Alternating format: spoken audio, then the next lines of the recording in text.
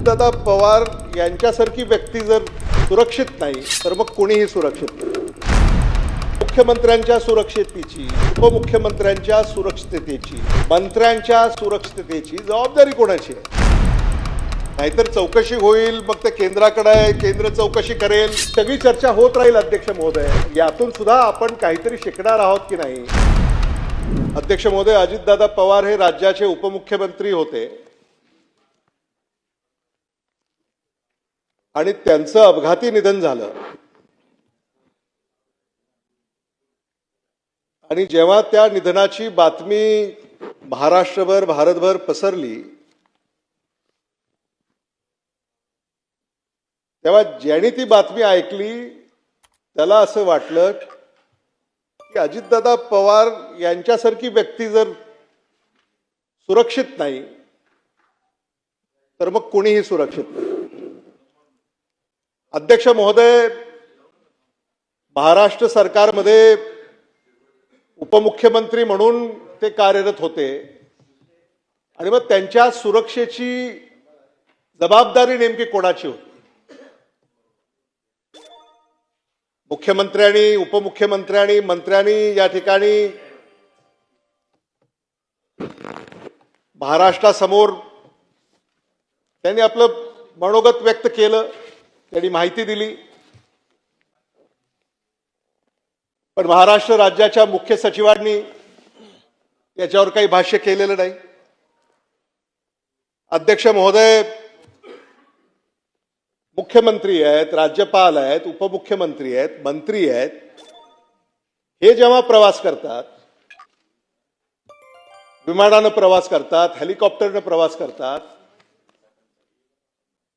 तेव्हा राज्य शिष्टाचार या विभागाअंतर्गत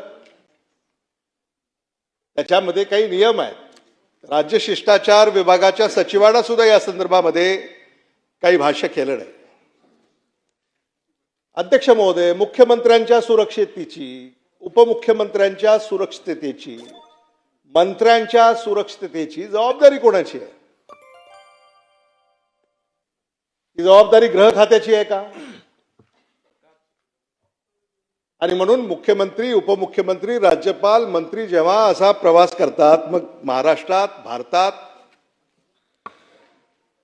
तर त्याची काही नियमावली असेल ना. आणि त्या नियमांची अंमलबजावणी नेमकी होते का, हे सुद्धा या संदर्भामध्ये मला असं वाटतं सरकारनं स्पष्ट करणं गरजेचं आहे. अध्यक्ष महोदय, आज ज्या चर्चा या ठिकाणी या निमित्तानं झाल्या, त्याच्यामध्ये हा अपघात झाला, केंद्र सरकारच्या AAIB या संस्थेनं जे काही निष्कर्ष या ठिकाणी काढले. अध्यक्ष महोदय, बारामती एअरपोर्ट हा MIDC कडे होता, महाराष्ट्र इंडस्ट्रियल डेव्हलपमेंट कॉर्पोरेशन. त्यानंतर MADC ला तो वर्ग करण्यात आला, महाराष्ट्र एअरपोर्ट डेव्हलपमेंट अथॉरिटी. आणि या संस्थांनी सुद्धा त्याच्यावर काही भाष्य केलेलं नाही. अध्यक्ष महोदय, आजपर्यंत हे मला आपल्या निदर्शनास आणून द्यायचं आहे. त्याच्यामध्ये आता AAIB ने काय म्हटलंय, तिथं there was no weather station, no instrument approach, missing wind sock, faded runway markings. ह्या सगळ्या त्रुटी बारामती एअरपोर्टमध्ये असाव्यात. अध्यक्ष महोदय, अर्थसंकल्पामध्ये आता या सगळ्या विमानतळांना पुन्हा नव्यानं विकसित करण्याची घोषणा सुद्धा या ठिकाणी अध्यक्ष महोदय झाली.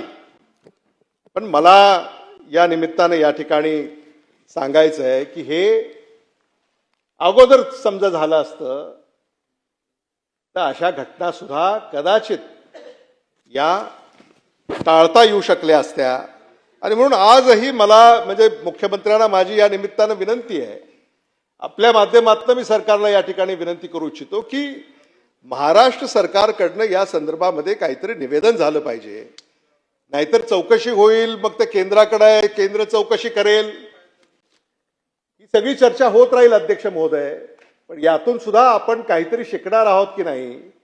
महाराष्ट्र सरकारचे जे प्रमुख आहेत त्यांच्या सुरक्षेच्या संदर्भामध्ये, उपमुख्यमंत्री आहेत त्यांच्या सुरक्षेच्या संदर्भामध्ये, राज्यपाल, मंत्री, मला असं वाटतं की या संदर्भामध्ये अतिशय गांभीर्यानं याकडे पाहण्याची आवश्यकता आहे. हे मला मुद्दामून या ठिकाणी आपल्याला सांगायचं आहे.